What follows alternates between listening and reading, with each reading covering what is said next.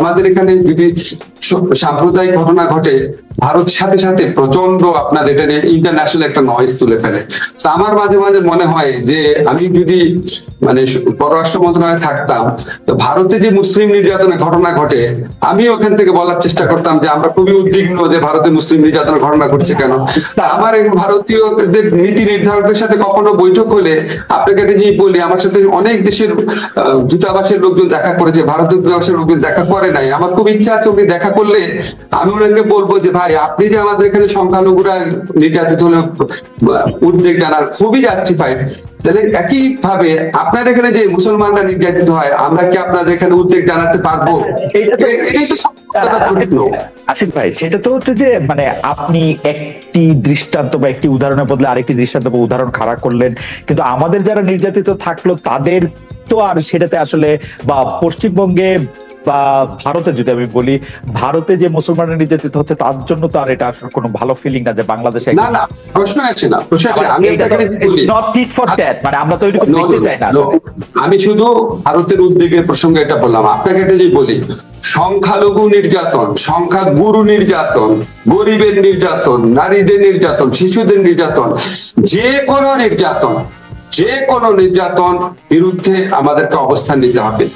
এখানে মানুষ যে এই পরিচয়টাই মুখ্য হওয়া উচিত। আজকে আপনি যে সমস্ত ঘটনা ঘটেছে বাংলাদেশে, এই যে ধরেন হলের মধ্যে পিটিয়ে মেরে ফেললো বা এই ধরনের ঘটনা, এটা কি সংখ্যালঘু হিসেবে মেরেছে? তারপরে আপনি যে মাজার ভাঙার কথা বললেন, ওটা কি সংখ্যালঘুরা আক্রান্ত হয়েছে? ওটা কি সংখ্যালঘু? মাজারে যারা সংখ্যালঘু? তো যত ধরনের নির্যাতন আছে সবকিছুকে আমাদের নিন্দা জানাতে হবে, সবকিছুর বিরুদ্ধে আমাদেরকে রুখে দাঁড়াতে হবে।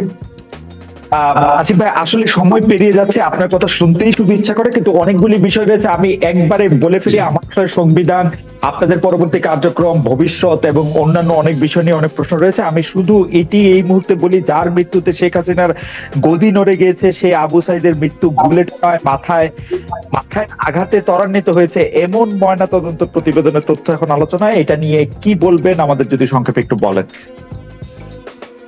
আপনি কি ময়না তদন্তের রিপোর্টটা পেয়েছেন খালেদ? ময়নাতদন্তের রিপোর্টটা আমি একটু দেখেছি। তাহলে আপনাকে একটা ঘটনা বলি। এই ময়না তদন্তটা আমি কিন্তু দেখার সময় পাইনি, আমি সারাদিন মিনিস্ট্রি কাজে ব্যস্ত ছিলাম। আপনি কিন্তু দেখবেন কাইন্ডলি, এটা কত তারিখের ময়না তদন্তের রিপোর্টটা, কত তারিখের? আচ্ছা, ময়নাতদন্তের রিপোর্ট আমি আপনাকে ক্ল্যারিফাই করি। আচ্ছা ফাইন, আমি আপনাকে ক্ল্যারিফাই করি। আপনার কি মনে আছে আওয়ামী লীগ আমলে ময়না তদন্তের রিপোর্ট কিভাবে দেওয়া হতো? এটা নিশ্চয়ই আপনার মনে আছে। জাজ্জুল ওমর হত্যার ঘটনাও আওয়ামী লীগ আমলে ময়না তদন্তে বহু ঘটনা পত্রিকা পড়েছে আমরা, ঘুরিয়ে দিত। এখন আপনি যদি এই আমলেও ময়না তদন্তের ঘটনা ঘটে, ময়নাতদন্তের রিপোর্টটা 24শে জুলাই দেওয়া, 24শে জুলাই দেওয়া, অর্থাৎ আওয়ামী লীগ আমলে 24শে জুলাই দেওয়া আওয়ামী লীগ আমলের ময়নাতদন্ত রিপোর্ট। আপনাদের কি বিচার বিবেচনা বোধকে হারিয়ে গেছে? আপনাদের যারা এই সমস্ত প্রশ্ন তোলেন, আপনাদের কাছে অনুরোধ করি, আপনারা কি ভুলে গেছেন যে আওয়ামী লীগ আমলে ময়না তদন্তের রিপোর্ট, পুলিশের তদন্তের রিপোর্ট, ডাক্তারের রিপোর্ট, সবকিছু কিভাবে ম্যানিপুলেট করা হতো?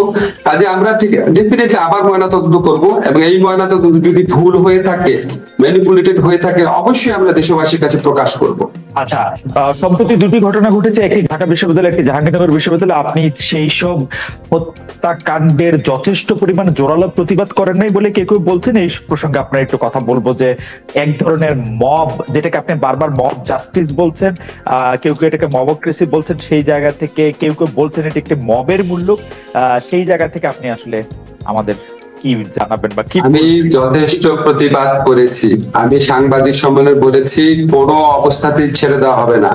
আপনারা দেখেন দুটো ঘটনাতেই সাথে সাথে গ্রেফতারের ঘটনা ঘটেছে, সাথে সাথে এমনকি হল প্রশাসনকে পরিবর্তন করা হয়েছে। 6টা 7টা গ্রেফতারের ঘটনা, মানে দেখেন পৃথিবীতে সব দেশেই অপরাধ হয় খালেদ, জার্মানিতে হয়, আমেরিকাতে হয়। এই জার্মানি, আমেরিকা, উন্নত বিশ্বের সাথে আমাদের কি পার্থক্য ছিল? পার্থক্য ছিল অপরাধের ঘটনা ঘটতো এবং এটার বিচার করা হতো না। আবার বিএনপি বা ভিন্ন মতের কেউ অপরাধ না করলেও এটা শাস্তি দেওয়া হতো। আমাদের এখানে এই চেঞ্জটা তো আমরা এনেছি, অপরাধ করার সাথে সাথে অভিযুক্তদের গ্রেফতার করা হচ্ছে। এবং আমি আসিফ ভাই, আপনার কাছে কি মনে হচ্ছে না যে আপনি গত সরকারের মতো একই ভাষায় কথা বলছেন? আমরা গত সরকারকে যখন এই প্রশ্ন করতাম তখন তারা বলতো কেন বিশ্বজিৎ হত্যাকাণ্ডের তো শাস্তি হয়েছে, কেন 6 খুন যে নারায়ণগঞ্জে হয়েছে তার তো আমরা শাস্তি দিয়েছি, একই কথা তো এরকম বলতো। কিন্তু এই যে ঘটনাগুলি যে এই ঘটনাগুলি ঘটার ক্ষেত্রে একটা একটা একটা একটা প্রচ্ছন্ন প্রভাব এই সরকারের থাকছে কিনা, মানে আপনাকে বলি, সরকার আপনি যে এক্সাম্পলটা দিয়েছেন এরকম 2-3টা উদাহরণ ছিল তাদের গত 15 বছরে, আর হাজারো উদাহরণ ছিল যেখানে বিচার করা হয়নি, হাজারো উদাহরণ ছিল। ঢাকা বিশ্ববিদ্যালয়ে যতগুলা আক্রমণের ঘটনা ঘটেছে কোনো বিচার হয়নি। তো ওদের ছিল আপনার হাজারো ঘটনার পিছনে এটাকে 2-3টা ঘটনার কথা বলতো, তাও পাবলিক জনমতের চাপে দিয়েছে। আপনি বলেন যে আমরা এটা প্রতিরোধ করতে ব্যর্থ হয়েছি কিনা। আমরা সমস্ত হল প্রশাসনের উপর দায়িত্ব দেওয়া হয়েছে। একটা সরকার কি করতে পারে? আমরা ইউনিভার্সিটি অথরিটিকে কোন রকম ইন্টারফেয়ার করি না, তাদেরকে স্বাধীনভাবে হলে ছাত্রদেরকে জীবন, তাদের পড়াশোনা, তাদের পরিবেশের নিশ্চয়তা বিধান করতে বলেছে। ওনারা ওনাদের মতো চেষ্টা করেছে। যারা আক্রমণ করেছে তারা আপনার মানে হল প্রশাসনের মদদে, সরকারের মদদে এই জিনিসটা করে নাই, এটা তো আপনারা নিশ্চিত। এখন তারা হল বিশ্ববিদ্যালয় প্রশাসনের মদত এটা করে নাই। এবং এরপর আমরা কারেক্টিভ মেজার্স কি কি নিচ্ছি সেটা দেখেন। অবশ্যই আমাদের অনেক ক্ষেত্রে ব্যর্থতা থাকবে, কিন্তু আমরা কি ব্যর্থতা থেকে শেখার চেষ্টা করছি কিনা এবং ব্যর্থতার সাথে আমাদের সরাসরি যোগ আছে কিনা সেটা দেখবেন। আগে বিশ্ববিদ্যালয়ে একটা ঘটনা ঘটলে সবাই বলতো আওয়ামী লীগের আশকরা এটা করেছে। আপনি কি এই 2টা ঘটনাতে একবারও শুনেছেন যে এই অন্তর্বর্তীকালীন সরকারের এই সদস্য এটার সাথে জড়িত ছেলে হয়েছে? এটাই তো একটা পার্থক্য। তারপর আরো এই সমস্ত ঘটনার পর কোন মেজারই যথেষ্ট মনে হবে না মানুষের কাছে। আমরা এটা সম্পর্কে সচেতন আছি, আমরা আমাদের মতো চেষ্টা করব, যতটুকু সম্ভব চেষ্টা করব। আপনার কাছে আমি আবারও বলে যাই, সারা জীবন আমি একটা কথা বলতাম, আপনার নিশ্চয়ই মনে আছে যে শিবির সন্দেহে কেন মারা হচ্ছে, এটা তো কোনো আইনে নাই। আমি সাংবিধানিক আইনের শিক্ষক, কোন রকম কাউকে বিনা মানে কি বলবো বিনা আইনে, মানে আপনি আইনগত ভাবে একটা লোককে মেরে ফেলতে পারেন যদি বিচার টিচার করে ফাঁসি দেন বা right of privatisation properly use করেন। বেআইনি ভাবে কাউকে আঘাত করা, কাউকে মারা, এই মবক্রেসি করা, এগুলি গুরুতর ফৌজদারি অপরাধ। অবশ্যই এগুলি কেউ যদি করে আমরা প্রতিরোধে ব্যর্থ হতে পারি, কিন্তু বিচারে ব্যর্থ না। আসিফ নজরুল, আমাদের আপনি যেহেতু শিবিরের প্রসঙ্গটা তুললেন সেজন্য এটা বলা হয় যে বর্তমান সরকারের সাথে জামায়াতের সম্পর্ক সবচেয়ে বেশি। আসলে জামায়াতই বর্তমান সরকারের চালিকা শক্তি। বলা হচ্ছে যে প্রত্যেকটা শিক্ষা প্রতিষ্ঠানে যারা ভাইস চ্যান্সেলরের নিয়োগ পাচ্ছেন তারা জামায়াত ঘনিষ্ঠ বা জামায়াতের দেখিয়ে দেয় লোক। অন্তর্বর্তী সরকার কি জামাতের উপর খুব বেশি ভর করে আছে কিনা? কেউ কেউ বলছেন বৈষম্য বিরোধী আন্দোলনের যে 152 জন কেন্দ্রীয় সমন্বয়ক রয়েছেন তাদের মধ্যে 108 জনই শিবিরের। এই কারণে কি এই সরকার শিবির দিয়ে বা জামাত শিবির দিয়ে পরিচালিত হচ্ছে বলে কেউ কেউ বলতে চাচ্ছেন? এই কথা নিয়ে আপনার একটু মন্তব্য। আচ্ছা, আমি কিন্তু ফেসবুকে এরকম প্রচারণাও দেখেছি, আপনিও দেখেছেন, খেয়াল করে দেখেন যে বাকশালীদেরকে পুনর্বাসন করছে এই সরকার। আমি এরকম প্রচারণাও দেখেছি আওয়ামী লীগের বদলে বিএনপি সরকার এসেছে, সব বিএনপির লোককে দেওয়া হচ্ছে। এখন আবার বলা হচ্ছে জামাতের দেওয়া হচ্ছে। কাজে আপনি প্রচারণা না দেখে আপনি অ্যাকচুয়াল ফ্যাক্টস গুলা দেখার চেষ্টা করবেন। আপনাকে একটা এক্সাম্পল দেখালে তাহলে আপনি একটু বুঝতে পারবেন। ধরেন আমি যখন আন্তর্জাতিক অপরাধ আদালত, যেটা ইন্টারন্যাশনাল ক্রাইম ট্রাইব্যুনাল অ্যাক্ট, সেখানে যখন আমার মন্ত্রণালয়ের পক্ষ থেকে চিফ প্রসিকিউটরকে নিয়োগ দেওয়া হলো, সেদিন ফেসবুকে সারাদিন প্রচারণা চললো যে আমি হচ্ছে জামাত, কেন আমি তাকে নিয়োগ দিলাম। উনি এবি পার্টির লিডার ছিলেন, এবি পার্টি থেকে পদত্যাগ করেছিলেন, খুবই খুবই বড় আইনজীবী, এটা তো আপনারা জানেন। এই আন্তর্জাতিক ট্রাইব্যুনালের সবচেয়ে অভিজ্ঞ আইনজীবীদের একজন। তখন 24 ঘন্টার মতো প্রচারণা চললো আমি হচ্ছে জামাত। পরে একদিন বিরতির পর শিল্পকলা একাডেমিতে আরেকজন অত্যন্ত প্রসিদ্ধ শিক্ষক জামিল আহমেদ সাহেবকে নিয়োগ দেওয়া হলো। সাথে সাথে 24 ঘন্টার ব্যবধানে প্রচারণা চললো আমি আসলে বাকশালী, আমি খাদানিক এবং আমি নাস্তিক। এখন আপনি বলেন দুইটা জিনিস কি একসাথে সত্যি হতে পারে? কাজে মানুষের মধ্যে ধরে ফেসবুক আমাদের জন্য একটা সম্ভাবনার অপার দ্বার খুলে দিয়েছে। আর এখন তো কারো আপনার জালিম সরকার না, আমরা বাক স্বাধীনতার কথায় কথায় সাইবার সিকিউরিটি অ্যাক্ট প্রয়োগ করবো না, কারো অত্যাচার হবে না, কথা বলার জন্য এখন বলতো কোন রকম খারাপ ঘটনা ঘটেনি, ইনশাল্লাহ কোনোদিনও ঘটবে না আমাদের সরকারের আমলে। ফলে মানুষ আপনার যার যা ইচ্ছা মতো বলছে। এখন দেশ নিয়ে সবাই খুব কনসার্ন, তো এটা আবার পজিটিভ দিকও আছে, সবাই কনসার্ন হয়ে সবাই অনেকগুলো উদ্যোগ প্রকাশ করছে।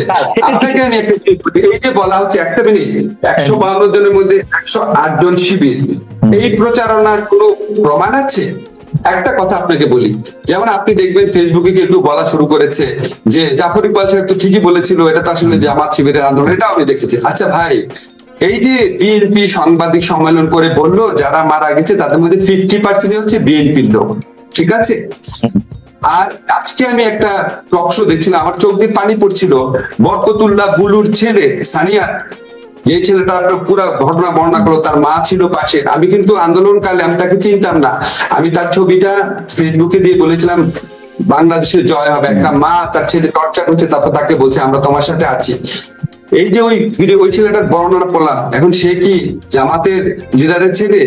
আজকে আপনি মুগ্ধর স্ট্যাটাসের কথাটা মনে করেন, মুগ্ধ যে স্ট্যাটাস দিয়েছে, হঠাৎ করে আপনি যা ইচ্ছা তো বললে হবে না, আপনাকে প্রমাণ দেখান জিনিসটা।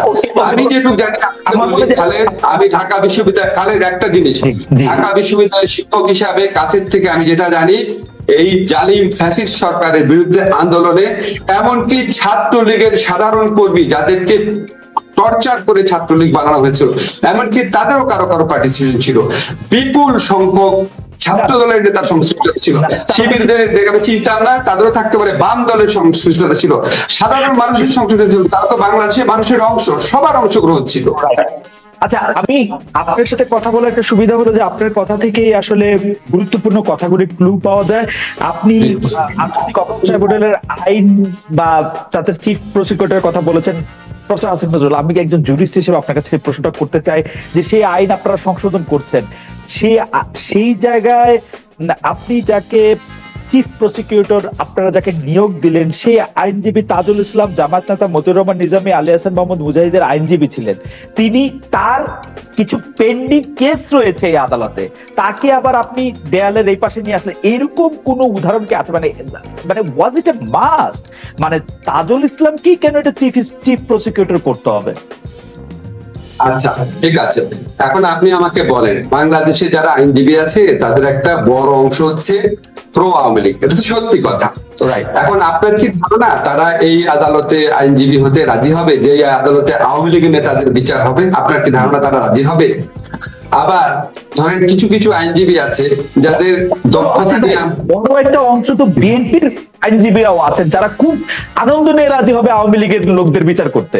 তাই আপনার ধারণা না?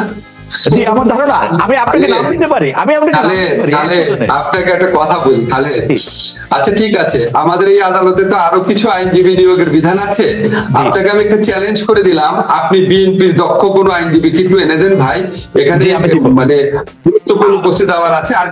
আরেকটা কথা আপনাকে বলি, তাজুল তো এখানে আইনজীবী, তাজুল তো বিচারক না। আপনারা যখন যুদ্ধ অপরাধে যখন বিচার হচ্ছিল, তখন যারা এই জামাতের নেতাদের বিপক্ষে যারা আইনজীবী ছিলেন তারা তো সবাই আওয়ামী লীগের পলিটিক্সের সাথে ইনভলভ ছিল, আওয়ামী লীগ পন্থী আইনজীবী ছিল, তারা আওয়ামী লীগ পন্থী আইনজীবী ছিল, আপনার মনে আছে? তো তখন আপনার বিচারে কোনো সমস্যা হয়নি, আমরা বিচারে অন্যান্য প্রসঙ্গে প্রশ্ন তুলেছি, কিন্তু এটা নিয়ে প্রশ্ন তুলিনি। আমরা আইনজীবী তো সরাসরি ভাবে প্রমাণ করার চেষ্টা করবে দোষ আছে, এবং আমরা তো এই স্কোপটা রেখেছি, যাদের বিরুদ্ধে অভিযোগ আসবে আপনারা পৃথিবীর শ্রেষ্ঠতম আইনজীবীকে নিয়োগ করেন, যেটা গত সরকার করে নাই। আপনারা বেস্ট আইনজীবী নিয়োগ করেন। আমরা তো বিচারক আর জামাত থেকে নিয়োগ করছি না, আমরা তো বিচারক আর বিএনপি থেকে নিয়োগ করছি না। আমরাও চেষ্টা করছি যে বিচারক পদে সবচেয়ে মানে কি বলবো, এখন ভাই সবকিছুর পর বাংলাদেশে মানুষ দেখবেন নিয়োগ করার পর বলবো উনি এটার সাথে এই ছিল, উনি এটার সাথে এই ছিল। আমরা চেষ্টা করব এইটা আপনি ঠিকই বলছেন, এইটা আপনি ঠিকই বলছেন, কিন্তু কিন্তু আওয়ামী লীগের যেসব লোকদের নেতাদেরকে সেই আদালতে নেওয়া হয়েছে, আমরা কিন্তু দেখছি সেখানে তাদেরকে গায়ে হাত তোলা হচ্ছে, তাদেরকে আইনজীবী নিয়োগ দিতে দেওয়া হচ্ছে না, সেই বিষয়টিও আপনাকে ব্যথিত করছে। আপনি নিজেও এটি বলছিলেন, তো আপনার সরকার কি আসলে সেটি খুব বেশি মানে আমি কি বলি যে সেটি আসলে খুব বেশি চেক করতে পারবেন? আমি নিজে দেখেছি, আপনিও দুঃখ প্রকাশ করেছেন যে এরকম তো হওয়ার কথা না, এটা কখনো। আমি আপনাকে এরকম তো অনেক কমে গেছে না, আপনি দেখেন এটা অনেক করতে চাই, আপনি উপদেষ্টা হয়েও বলেছেন যে মানে মানে এরকম কোনোভাবেই আপনি এটা আশা করেন না, মানে মানে এবং আপনি কি নিশ্চয়ই লক্ষ্য করেছেন এটার প্রকোপ অনেক কমে গেছে। আদালত প্রাঙ্গণে হামলা, আদালত প্রাঙ্গণে ডিম ছুঁড়ে মারাটা অনেক কমে গেছে, অনেক কমে গেছে। আপনি প্রথম দিকে তুলনায় দেখেন, আমি আপনাকে বলেছি একটা ইনোভেটিভ টেকনিকের কথা, সকাল 7টার সময় করেছে। আরো কিছু কিছু টেকনিক আছে বলতে চাই না, বললে মানুষ ওইটার মধ্যে দিয়ে আক্রমণ করার চেষ্টা করবে। আমরা একটু জাতির জনগুরুত্বপূর্ণ বিষয় চলে আসতে চাই। আমি মনে হয় আপনার বক্তব্য পরিষ্কার। আপনাকে আমি জানিয়ে রাখতে চাই 30,000-এর বেশি দর্শক আমাদের সাথে লাইভ দেখছেন।